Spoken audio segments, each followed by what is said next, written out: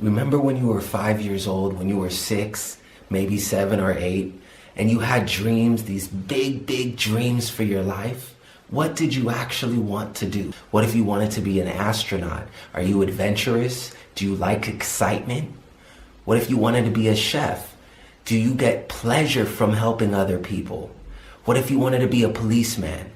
Do you find yourself to be a very protective person? This is what I mean when I'm asking you to find what you wanted to do as a child. Because when you find what you wanted to do as a child and you examine what exactly the personality traits of that particular occupation are, then you're able to actually understand a bit more about what you're naturally drawn towards. When you're going towards what you're naturally drawn towards, then you're actually in alignment with who you are as a person. But that's a whole other topic for a whole other video. Do you remember what you wanted to be when you were just a little kid? What was it?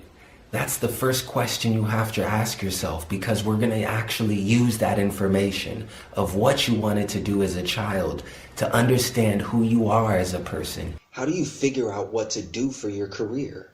How do you know what fits? I'm Claude Massey, and I've been helping people just like you find the things that they love to do and to do them better for over 10 years. I've worked with over 1,500 people in 5 different countries. Click the button below and join me today.